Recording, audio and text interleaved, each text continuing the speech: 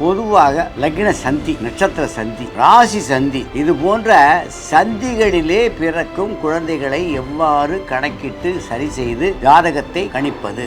ஒவ்வொரு ஜாதகருக்கும் பிறந்த நேரத்திற்கு சூரியன், சந்திரன் போன்ற அனைத்து கிரகங்களுக்குமே பாகை கலைகள் கொடுக்கப்பட்டுள்ளன. இந்த மாதிரி சந்திகள்னு வந்தாக்க ஸ்புடம் போட்டு ஒவ்வொரு பஞ்சாங்கத்திலையுமே பின்னால ஒவ்வொரு நாளைக்கும் உள்ள பாகைகள் சாயன நிராயன பாகைகள் கொடுக்கப்பட்டுள்ளன. இந்த மாதிரி கணக்குகள் போடுவதன் மூலமாக சரியான லக்னத்தையும் சரியான நட்சத்திரத்தையும் நிர்ணயிக்கலாம்.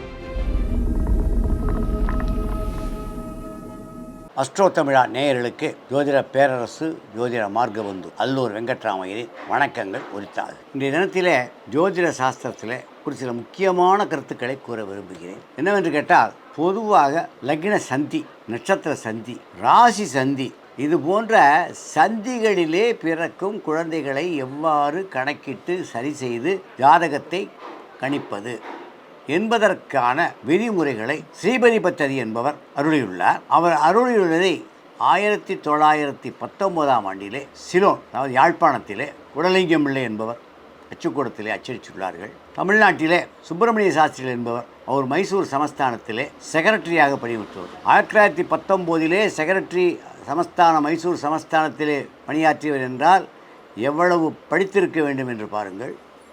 அவர் சமஸ்கிருதம் மற்றும் தமிழ், ஹிந்தி, ஆங்கிலம் ஆகிய அனைத்து மொழிகளிலும் புலமை பெற்றவர்.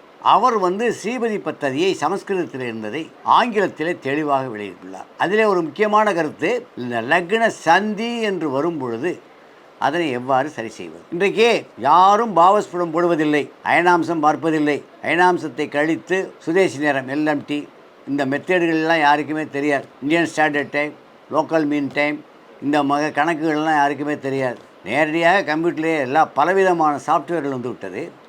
ஒவ்வொரு சாஃப்ட்வேருக்கும் ஒரு சிலது வித்தியாசம் இருக்கும். இப்போ கம்ப்யூட்டரில் ஒருத்தர் போடுறாரு 29 டிகிரி 55 செகண்டுன்னு வருது, இன்னொரு போடுறாரு 30:05 என்று வருகிறது. அதே ஜோதிடர் கூறுகிறார், என்னிடம் கேள்வி கேட்கிறார், நான் எதை எடுத்துக்கொள்வது? அப்போ நான் சொன்னேன், குந்தலக்கண ஸ்புடம் போட வேண்டியதானே. பாவஸ்புட மெத்தடில் அயனாம்சத்தை கழித்து லோக்கல் மீன் டைம்த்தை போட்டு நட்சத்திர ஓரையை கழித்து போட்டு பாரு. அதெல்லாம் எதுக்குங்க, கம்ப்யூட்டரில் தட்டினா வருது, ஏங்க அதெல்லாம் படிச்சுக்கணும்? இது ஒரு பதில். அடிப்படை தெரியாமலேயே சாஃப்ட்வேரை போட்டுக்கொண்டு அப்படியே வரக்கூடியது, எதை ஃபாலோ பண்ணுவது என்று சொல்லுங்கள் எனக்கு போதும் என்றார். அப்போ என்னுடைய சாஃப்ட்வேர் வச்சு, என்னுடைய சாஃப்ட்வேர் ப்ரிடிக்ட் என்பது நான் நேரடியாக அவர் மாந்தி கணிதத்திற்காக அவரிடம் தெரிவித்து, சாஃப்ட்வேரில் மாந்தி கணிதம் மிகச் சரியாக இருக்குது, ப்ரிடிக்ட் என்பது மட்டும்தான். வேறு எல்லாத்துலேயுமே வித்தியாசங்கள் இருக்குது. அந்த வித்தியாசங்களை பற்றி பஞ்சாங்கங்களிலே வித்தியாசங்கள் இருக்கின்றன, அவைகளெல்லாம் நான் அந்த இடத்துல விவாதிக்க விரும்பவில்லை. என்னை பொறுத்த வரைக்கும் ப்ரெடிக்ட் அஸ்ட்ராலஜி மிகச் சரியாக உள்ளது. அதில் மாந்தி கணிதம் நான் எவ்வாறு மாந்தியை பதிவேற்க வேண்டும் என்று கேட்டுக்கொண்டேன். அதற்காக அவர்கள் எனக்கு கன்செஷன் கொடுத்து அன்றைக்கி சீடியை ரெக்கார்ட் பண்ணி கொடுத்தாங்க. அதோடு அதை காப்பி பண்ணுறதுக்கு ஒரு ப்ரொவிஷன் கொடுத்தாங்க. நான் மிச்ச பேரெலாம் 25,000 கொடுத்து நீங்கள் சீடி வாங்கினீங்கலாம் காப்பி பண்ண முடியாது, இதை காப்பி பண்ணலாம். அது தவிர ஜெகநாத குறைன்னு ஒன்று இருக்குது, அதை நெட்டில் டவுன்லோடு பண்ணலைங்கிறாங்க. நான் இதுக்கெல்லாம் போகலை. அஸ்ட்ரோ சேஜ் இருக்குங்கிறாங்க, பல சாஃப்ட்வேர் இருக்குது. ஆனால் ஒன்றொன்றுக்கு வித்தியாசங்கள் இருக்கின்றன. இந்த வித்தியாசங்களை சரி பண்ணுவது என்பதற்காகத்தான் இந்த இடத்துல கூற விரும்புகிறேன். ஒரு suppose 29.45 degree 29.45 degree minute second 29.45 என்றால் அது 29.75 என்று பின்னமாக்க வேண்டும். 29.45 அப்படியே பிறக்கிறாங்க. அந்த கணித அடிப்படை கூட இல்லாமல் பல கணக்குகளை போட்டு டேலி ஆகலைன்னு ஜோதிடர்கள் கேட்டிருக்காங்க. 23.45 60க்கு 45னா 175 தானே, அரை மணி, 30 நிமிஷத்தை அரை மணின்னு தானே சொல்கிறோம். அப்போ 0.5 தானே. அந்த மெத்தடில் கால்குலேஷன் போடணும். வரக்கூடிய பாகையை 81ஆல் பெருக்க வேண்டும். 81ஆல் பெருக்கக்கூடிய அந்த டிகிரியை 360 டிகிரிக்கு சமமாக்கி மீத பாகைகளை கணக்கில் வைத்துக்கொள்ள வேண்டும். இது ஒரு முறை இருக்கட்டும். 209.23 மினிட் 29 டிகிரி 209 டிகிரி 23 மினிட் பாகை கலையில் பிறந்தால் என்று வைத்துக்கொள்வோம். அந்த கட்டமானது 210 டிகிரி வரை அந்த கட்டம். அப்போ 7வது ராசி துலாவது ராசி, 8வது ராசி விருச்சிக ராசி. அப்போ 7வது ராசியை எடுத்துக்கொள்வதா 8வது ராசியை எடுத்துக்கொள்வதா? அவர் பிறந்த நேரம் 6:37 என்றால் 209.33 23, 6:38 என்றால் 210 வந்துவிடும். ஆனால் குறித்த நேரம் என்பது குழந்தை இந்த நேரத்தில் பிறந்தது என்று பதிவு செய்யப்பட்டு விட்டது. ஆஸ்பத்திரியிலையும் சரி, உங்கள் கடியாரத்திலையும் சரி, அவங்க கடியாரத்திலையும் சரி பதிவு செய்யப்பட்டு விட்டது. அந்த பதிவு செய்யப்பட்ட நேரத்திற்குத்தான் கணக்கிட வேண்டும் இல்லையே, வேறு முறைகளை கையாளக்கூடாது. அப்போ அந்த மாதிரி வர பொழுது 209.23 இதை பின்னமாக்குனா 209.38 60, அதாவது 60க்கு 23. ஏற்கனவே சொல்லிட்டேன், 60க்கு 23னா 100க்கு 209.38. இதனை நவநவாம்சம் என்று சொல்வார்கள். 9 × 9 81. அந்த நவநவாம்ச விளக்கமெல்லாம் இந்த இடத்துல கொடுக்க முடியாது. 81ஆல் பெருக்க வேண்டும் என்று ஸ்ரீபதி பத்ததியிலே உள்ளது. அதை பெருக்கும் பொழுது 16,960.5 வருது. அதில் எத்தனை 360 இருக்குன்னாக்கா 47 × 360 பெருக்குன்னா 16,920. மீதம் 40 டிகிரி 05. புரியுதுங்களா? இது 40.05ங்கிறது 100க்கான தசமத்திற்கான கணக்கு. அப்போ அந்த ஜாதகருடைய சந்திரஸ்புடம் எடுக்க வேண்டும். ஒவ்வொரு ஜாதகருக்கும் பிறந்த நேரத்திற்கு சூரியன், சந்திரன் போன்ற அனைத்து கிரகங்களுக்குமே பாகை கலைகள் கொடுக்கப்பட்டுள்ளன. அதில் சந்திரனுக்கு 186.24 டிகிரியில் அன்றைக்கி சந்திரன் இருக்குது அந்த குழந்தைக்கு. அதற்கு திரிஸ்புடம் போட வேண்டும் என்று சொல்கிறார்கள்.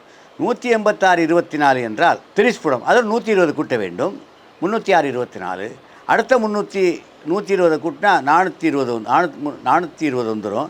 360 கழிச்சா 66.24. ஆக மொத்தம் 186.24க்கு திரிஸ்புடமானது 306.24, 66.24 3 கணக்குகள் திரிஸ்புடம்.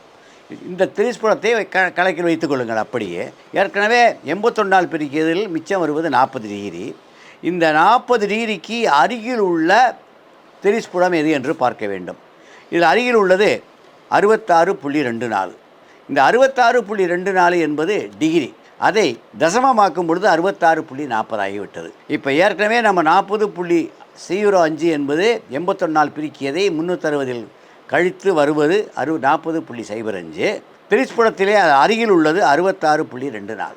இதற்கு ரெண்டுக்குமான வித்தியாசத்தை பார்க்கும் பொழுது 66 40 - 40.05. அப்போ 26.35 வரும். இதை 81ஆல் மீண்டும் வகுக்கணும். எப்படி மேலே பெருக்கணும், திருப்பி வகுக்கிறோம். வகுக்கும் பொழுது 0.325 × 60 19.52 வருது. 19.52னா 20 மினிட், டிகிரி மினிட், 20 மினிட் கூடுது. 20 மினிட் இருக்குது. இப்போ 40.05 என்பது லக்னஸ்புடம், 40.05 என்பது லக்னஸ்புடம், 66.24 என்பது சந்திர திரிஸ்புடம், 66.24 சந்திரஸ்புடம் மிக அதிகமாக உள்ளது, லக்னஸ்புடம் குறைவாக உள்ளது. அதனால் குறைக்க வேண்டும். ஏற்கனவே 209.23 என்பதை நம்ம லக்னஸ்புடமாக வைத்துள்ளோம். அதில் இந்த -20 கழிச்சா 209.03. ஆக மொத்தம் 210 தாண்டலை. ஆக மொத்தம் துலா லக்னங்கிறது கன்ஃபார்ம் ஆகி போச்சு. இதுவே 209.23ல் ஒரு 55 செகண்டோ 50 செகண்டோ கூண்டா 211, 13, 10ன்னு வந்துடும். அப்போ லக்னம் மாறிடும்.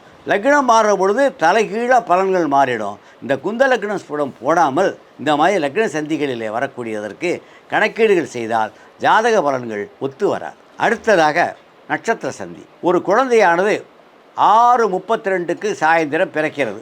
பஞ்சாங்கத்தை பார்க்கிறீர்கள். 6:32க்கு மகம் முடிகிறது. புரிகிறதா? 6:32க்கு மகம் முடிகிறது. அப்போ எந்த போடுவீங்க? எவ்வளோ போடுறது?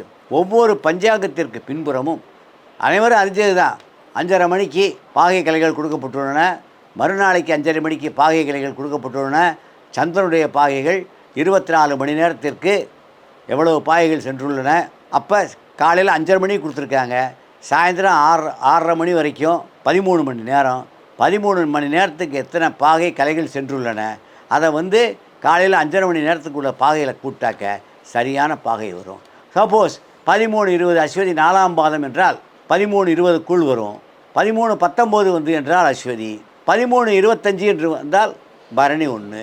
இதைத்தான் டிசைட் பண்ணுமே ஒழிய கம்ப்யூட்டரில் போட்டேன் இதில் அஸ்வதி 1ல் வருது, பரணியில் 1ல் வருது, அஸ்வதியில் 1 வருது, 4ஆம் பாதம்னு வருது, 1ல் பரணியில் 1 வருது. இந்த சாஃப்ட்வேர் 10 செகண்ட் வித்தியாசங்களெல்லாம் சாஃப்ட்வேரில் கண்டுபிடிக்க முடியாது. அதனால் அதெல்லாம் விட்டுட்டு இந்த மாதிரி சந்திகள்னு வந்தாக்க ஸ்புடம் போட்டு ஒவ்வொரு பஞ்சாங்கத்திலையுமே பின்னால் ஒவ்வொரு நாளைக்கும் உள்ள பாகைகள் சாயன நிராயண பாகைகள் கொடுக்கப்பட்டுள்ளன. சாயன பாகை என்பது அயனாம்சம் கழித்து உள்ளது. நிராயண பாகை என்பது நாம் பின்பற்றக்கூடியது. சாயன பாகை என்பது மேலை நாட்டுகள் சூரியனுடைய அடிப்படையில் கணக்கிடுகிறார்கள். நாம் சந்திரனுடைய பாகை நிராயண பாகை வைத்து கணக்கிடுகிறோம். அந்த பாகை கணக்குகளை கொண்டு நட்சத்திர சந்தி, ராசி சந்தி அவைகளெல்லாம் இந்த மாதிரி கணக்குகள் போடுவதன் மூலமாக சரியான லக்னத்தையும் சரியான நட்சத்திரத்தையும் நிர்ணயிக்கலாம் என்று கூறி விடைபெறுகிறேன். நன்றி, வணக்கம்.